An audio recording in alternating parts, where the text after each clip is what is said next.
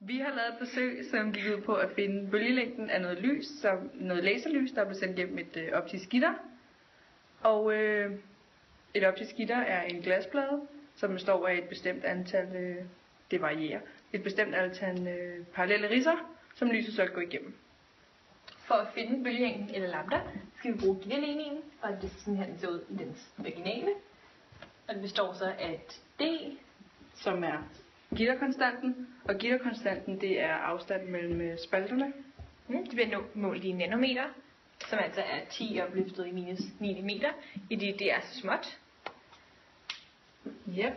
Udover det, så består ligningen også af phi, hvilket vi kender som afbøjningsvinklen. Og afbøjningsvinklen det er vinklen fra centralpletten til første orden. N er så ordenen, den man vælger, det er så forskelligt. Og så har vi sidst lambda, som er bølgelængden, og den vi skal finde. Og for at finde den er vi nødt til at omskrive hele formlen, så at vi isolerer lambda. Nu er så til at se sådan der ud.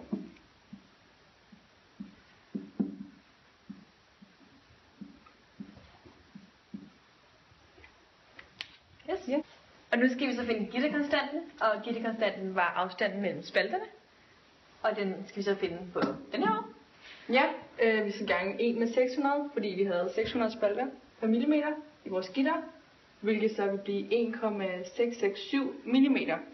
Men for at få det omregnet til nanometer, så skal vi lige gange det med 10 opløftet i minus tredje, hvilket så resulterer i, at vi får 1667 nanometer. Yes. Ja. Ja. Vi skal finde afbøjningsvinklen, og ja, det forklarer vi om lidt. Men da vi lavede forsøget, så havde vi et optisk gitter med 600 spalter per millimeter. Og det der så skete var, når laserstrålen ramte gitter, så blev laseren altså splittet og spredt ud. Hvilket så resulterer i, at man får, altså laseren rammer ved centralpletten, og så laver den så de her ordner, når den bliver splittet ad. Ja. For så at finde afbøjningsvinklen, der skal vi bruge den her formel. Og vi sætter A ind. A er så afstanden mellem centralplet og første orden. Så det vil sige de her to. Ja. Men da den ikke er lige helt sikkert, at man har ramt helt vinkelret med sin laser, så er det mere sikkert at måle afstanden for de her to og dele op med 2.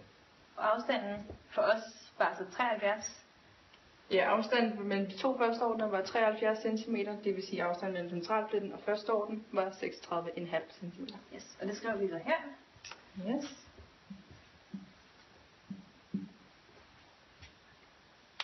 Og så L.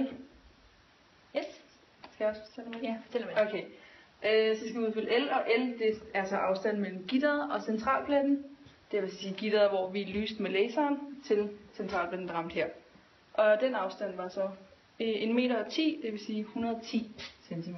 Yes, og det skal så måles i centimeter. Ja. Og det gav så? Det gav så? Ja, lad os det bare. Det gav så 18,356 centimeter. Grader, undskyld. Grader. Så afbøjningsvinklen er 18,365 grader. Ja. Nu har vi så lavet det her skema, som viser alle de ting, vi har gennemgået i løbet af videoen. Og vi vil lige gennemgå den igen, så vi må til. Så alle er med. Ja. For eksempel har vi vores antal linjer per millimeter i vores gitter, som er 600. Gitterkonstanten, som vi udregnede lige før, som er 1667 nanometer. Afstanden mellem vores centralplet og vores første orden, som er 36,5 cm. Afstanden mellem centralpletten og første orden, som er 110 cm.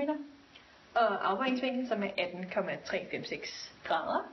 Og så den orden, vi har valgt at arbejde med, som er første orden. Yes. Og her har vi så den, som tidligere vist, ligning, som vi omskrev for at isolere lambda. Og nu skal vi så bare sætte det her ind. Ja.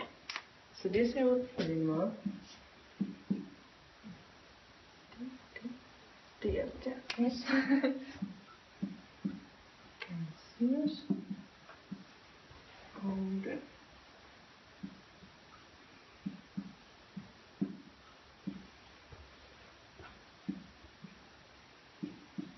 Hvilket så kommer til at give